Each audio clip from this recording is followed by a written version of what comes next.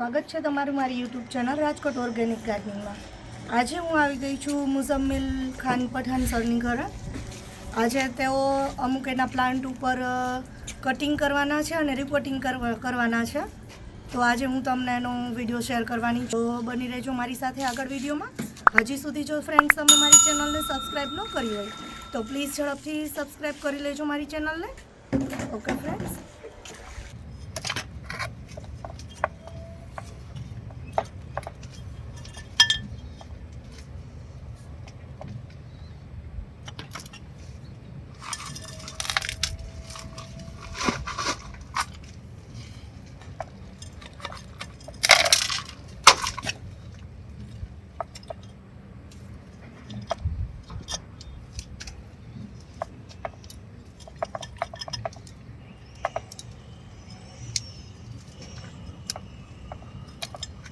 મારી પાસે છે ને એકચ્યુઅલી નાની માટી છે નહીં તો આમાં છે ને થોડીક પતલી માટી જોઈએ।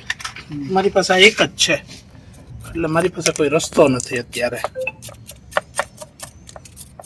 પણ આ માટી સારી છે, સર્વાઈવ કરશે અને પ્લાન્ટ સરસ ગ્રોથ કરશે। ખાલી આમાં મોટા કાંકરા છે ને એ કાઢી નાખવાના।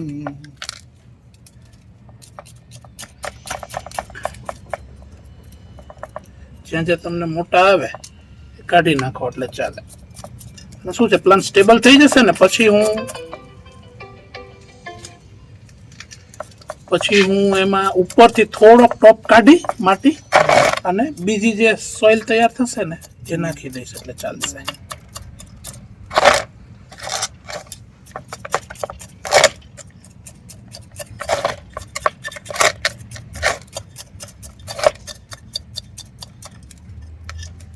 થોડું ઓછું કહેવાય। અને આ કેટલો ટાઈમ થયો? આને આ થઈ ગયા હશે, આને ખાસો ટાઈમ થયો, 3-4 વર્ષ થયા હશે। આ મેં પરચેસ કરેલો હતો, મેં પરચેસ કર્યો એને વર્ષ દિવસ જેવું થયું હશે। એટલે કુંડા સહિત હતો કે ના, ખુલ્લો આવે આ પ્લાન્ટ। ખુલ્લો એટલે કેવું હોય, રૂટ બોલમાં છે ને બાંધેલો હોય। જ્યારે પણ તમે કલકત્તાથી પ્લાન્ટ લ્યો ને એટલે એ આવે ખુલ્લો। એટલે ત્યાંથી મગાવ્યો હતો? હા, કલકત્તાથી। અચ્છા અચ્છા। એટલે રિફોલિએટ કરું છું કે એનર્જી છે ને એ જળવાઈ રહે અને સ્ટોક પ્લાન્ટને ઓછો લાગે, કેમ કે મારે આખો ખોલી નાખવો છે। વધારે સારું, બસ એટલું વધારે સારું। આ છે ને ટીડીએસ ટાસ્ક છે, સૌથી પણ કંટાળો આવે। ઘણી વખત 1 કલાક લાગે અમુક પ્લાન્ટની અંદર, પણ તમે એ કરો તો જ તમને સ્ટ્રક્ચર દેખાય, તો જ તમે સાચું પ્રૂનિંગ કરી શકો। નહીં તો કેવું થાય કે મેં આમાં કરી નાખ્યું, એને તમે પ્રૂનિંગ કરી દો, ના મજા આવે। જ્યારે એકચ્યુઅલ તમે લીફને પ્રૂન કરો અને જે સ્ટ્રક્ચર દેખાય, આજે તમે 2 પ્લાન્ટ છે લીફલેસ છે, 3 છે લીફલેસ છે, બરાબર, તમને ખબર પડે કે આનું સ્ટ્રક્ચર ક્યાંથી ક્યાં જઈ રહ્યું છે, એટલે એના ઉપરથી શેપ આપવાની ખબર પડે। એક્ઝેક્ટલી તમારે કઈ બ્રાન્ચ રાખવી કઈ નહીં રાખવી એ ત્યાંથી જ તમને ખબર પડશે। પાનની દાંડલી જે ઓલી હોય એ રેવા દેવાની, રેવા દો ન રેવા દો ડિપેન્ડ। જો મારી પાસે હું મોટા પાન વાળી હોય ને તો હું આ રીતે પ્રૂનિંગ કરું, પણ એમાં બહુ વાર લાગે। આમ કરો ને એટલે લીફ નોડ એક્ટિવેટ તરત થઈ જાય।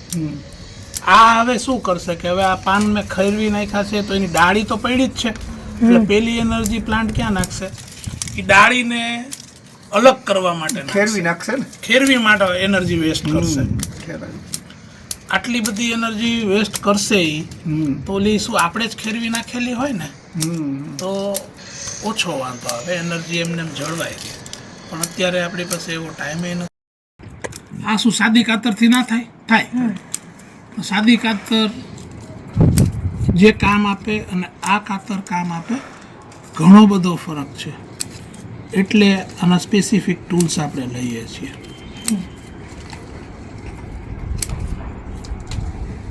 બાકી સાદી કાતરે આ કામ તો સાદી કાતરે આપવાનું જ છે। પાનાથી પરફેક્ટ કટ થાય ને, સાદી કાતરથી પરફેક્ટ। તમે જે પ્રૂનિંગ કરો ને એટલે તમને પ્રૂનિંગમાં ખબર પડવા માંડે, કોન્કેવ કટર, સાદી કાતર, આ સીઝર છે, લોંગ હેન્ડલ સીઝર, શાર્પ એકદમ થાય. શાર્પ હોય, શાર્પ એકદમ, ગમે ત્યાં ઘૂસી જાય અંદર. આપણી સાદી કાતર બધી બાજુ નહીં જાય. હા.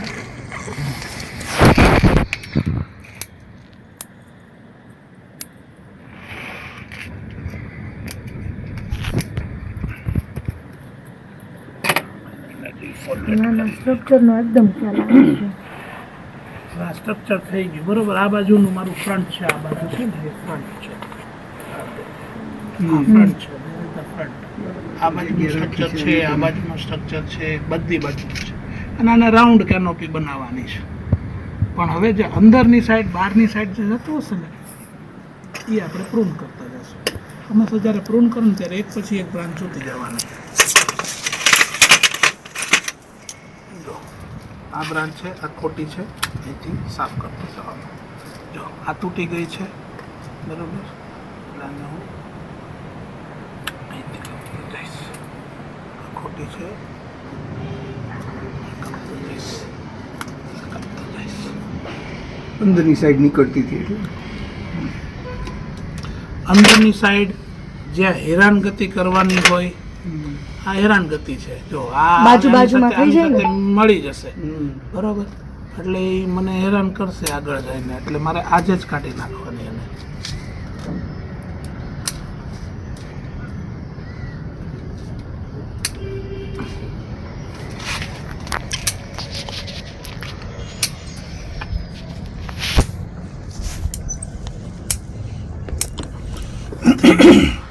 આ મારું થઈ ગયું. હવે હું બીજી બ્રાન્ચ તો લઈશ. અને તમે અહીંથી કંઈક આવશે ને તો હું આ બાજુ લઈશ એટલા માટે. અહીંયા ગેપ વચ્ચે હવે છે ને. બીજું કે તમે જુઓ કે મારે પૂરી કાઢવી જોઈએ એકચ્યુઅલી. શું કામ? કેમ કે આ 2 છે, આ 3 છે, એક જ જગ્યાએ 3 છે. જો 3 રહે ને તો ત્યાં છે ને એક બલ્જ થાય. બલ્જ એટલે ગાંઠો થાય. જો એ મારે ગાંઠો નથી કરવો તો આજે કાઢી નાખવાની. પણ મારે કંઈક આગળ જઈને ડેવલપમેન્ટ કરવું છે કે આને કાઢવી છે તો એ રાખવાની. હવે વિચાર કરીએ કે હવે મને અંદરની સાઈડ જ આવે છે તો હું પૂરેપૂરી કાઢી નાખીશ.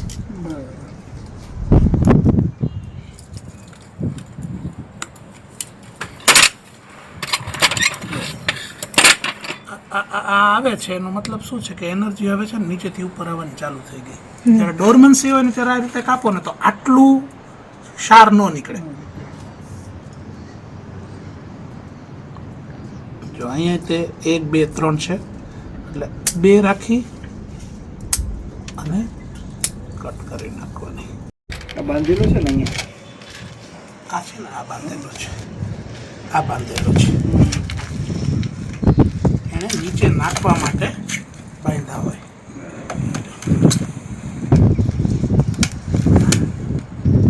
એક જગ્યાએથી બીજી જગ્યાએ ટૂંક ભાગે નહીં.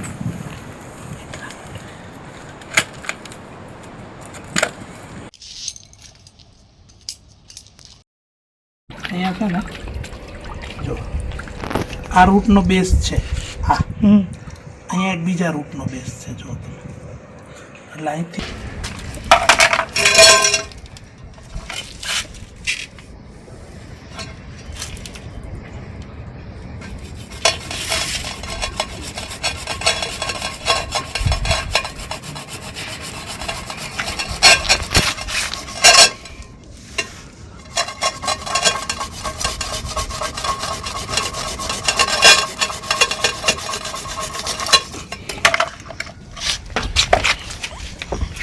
કેટલી જગ્યા કરી દીધી મેં, અને રૂટ કેટલો ક્લિયર થઈ ગયો હવે મારો.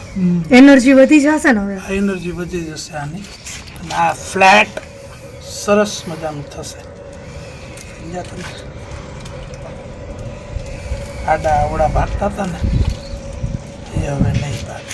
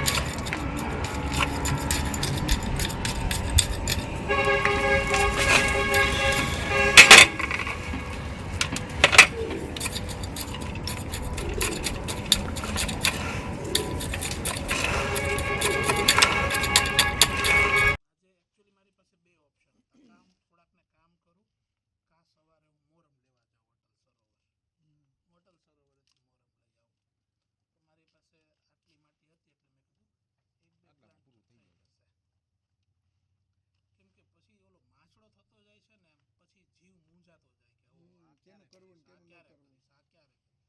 ઓછા થતા જાય ને. જો આજે 5 પ્લાન્ટ થઈ ગયા, તમે આવ્યા એની પહેલા 3 થઈ ગયા, આ 2 થઈ ગયા, હજી 10 પ્લાન્ટ હું જે વડોદરાથી લઈ આવ્યો છું એ તમે સોફ્ટ પોટ કરી અને ત્યારે જ નાખી દીધા, કેમ કે મને ખબર હતી કે એનો ચોમાસા સિવાય વારો નહીં આવે.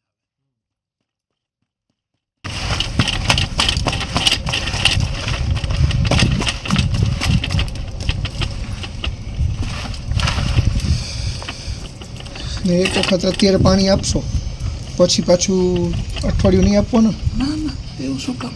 નહીં, શું કામ? રોજ આપવું? રોજ આપીશ. છાંયે રહેશે આ પ્લાન્ટ.